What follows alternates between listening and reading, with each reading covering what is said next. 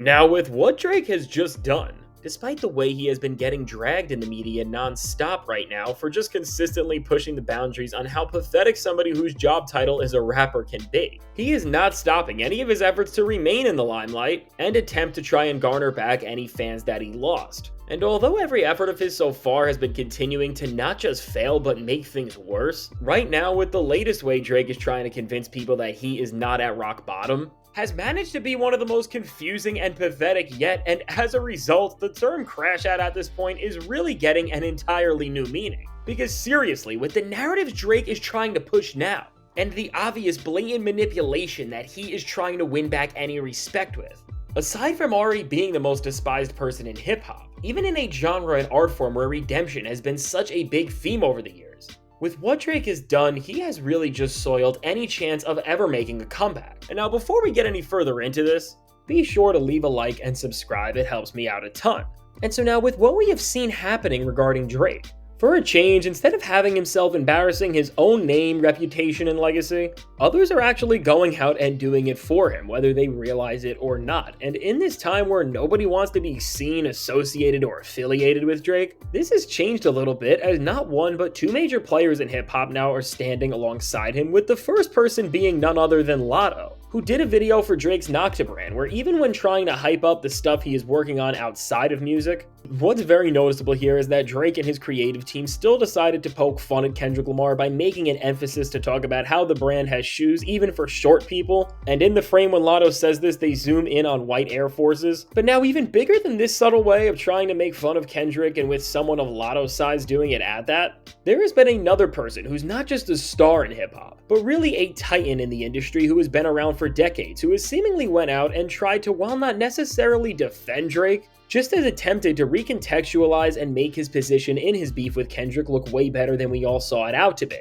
And who did this was none other than 50 Cent. And so now what 50 did was to first off try and frame just how stacked the industry against him is, by looking and talking about a list of seemingly every single person that Drake is against right now. And while this list originated on social media, it is framed as the official list of everyone who Drake has beef with. From the obvious people like Kendrick Lamar and all the artists against him, to even NBA players like LeBron James and DeMar DeRozan, to even some other content creators and legendary hip-hop journalists. While 50 Cent was looking at this and thought it was funny in a way that there is an entire list that someone made to really highlight just how many people are against Drake, the fact that this list has reached the point where it is being printed out, and now with 50 seemingly showing off and going through it, this is going to be taken as the official rulebook of who is really against Drake. And so far, the optics of this are just not good, because if people ranging from Tyler the Creator to LeBron are not on your side, maybe you need to start reflecting on yourself. But we all have known this already, and now what's way more important to what 50 Cent said on Drake's behalf, and what is actually changing the way we looked at the beef and the future of his career against Kendrick Lamar,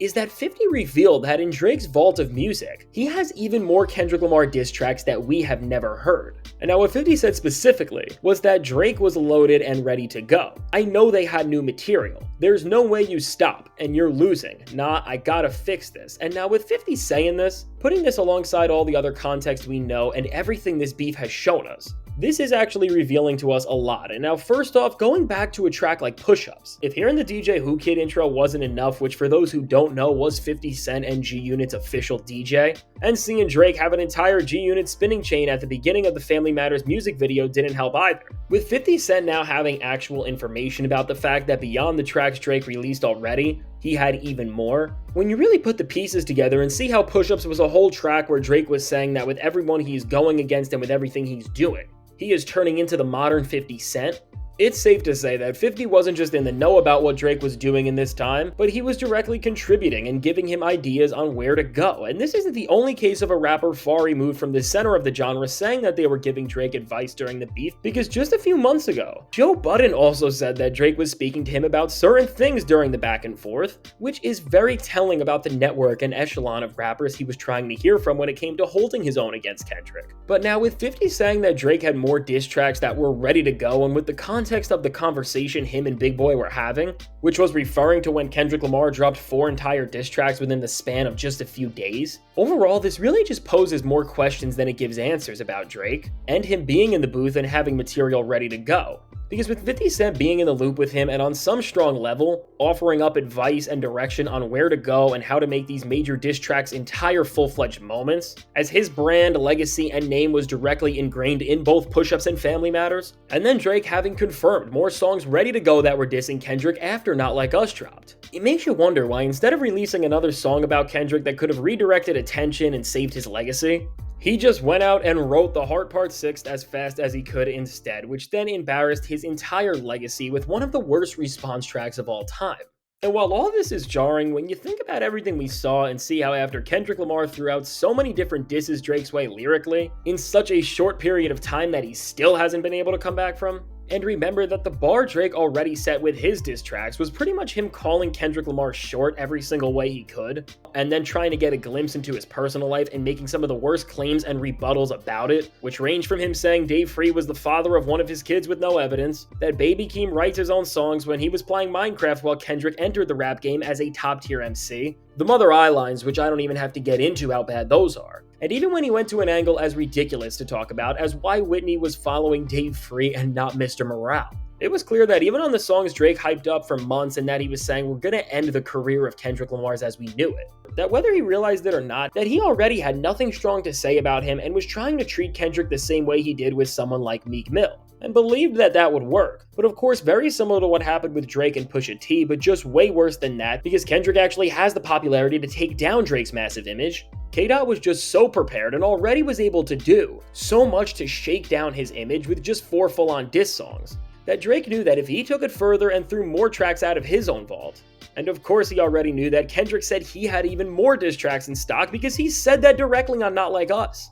that if those songs already made him the laughingstock of the rap game, if this back and forth continued, it would have managed to somehow make things even worse. And on some level, I do think that that is true. Because if Meet the Grams and Not Like Us were disses number 3 and 4, I don't even think we want to know what diss tracks number 5 and 6 may have been like. And if Drake really was the hitmaker that he was once revered as, and wasn't just manipulating the system to get all of his number ones this decade so far for the most part, which I am sure as he is in his next major situation already with his label and while he's trying to take down the success of Not Like Us as a whole, we are going to learn a lot more about just how artificially manipulated Drake's stuff has been for a very long time. Altogether, I think knowing this context that 50 has told us, unless Drake is planning to roll some of these songs out maybe around the Super Bowl or when his next album is coming out to try to make that project be a lot more interesting than it would be otherwise, this really solidifies that while he overestimated him at first, as soon as Euphoria released and then everything else happened, Drake was terrified of Kendrick Lamar, and while on The Hard Part 6, Drake may have framed it as a track where he was standing on a high ground over the antics of name-calling and deception,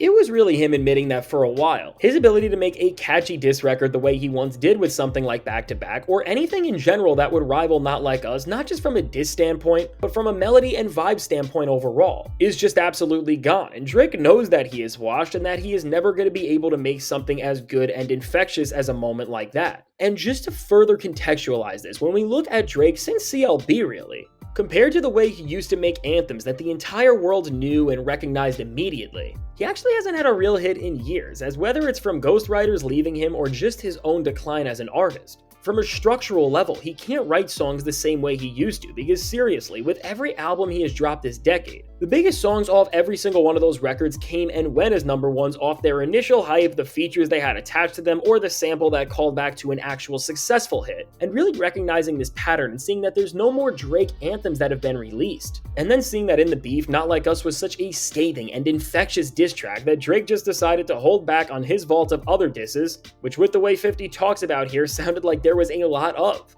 Altogether, what we can see is that even with a legend in his corner trying to help him win this thing like 50 Cent, Drake's strategy was so terrible, and whether due to his own overconfidence or just the way he disregarded 50's words maybe, he never thought out how to actually effectively go after Kendrick Lamar, not just lyrically because again, in hindsight everything Drake had said fell apart almost on impact, but also in terms of just crafting a diss track in this day and age where these songs hit streaming platforms and become bigger cultural phenomenons than they ever have been before, which is a trend that he started. And overall, while Drake will never admit any of this of course, all of this really proves that both as an actual MC, competitor, and as a hitmaker and pop star, which is something that Drake and everyone thought he would always have,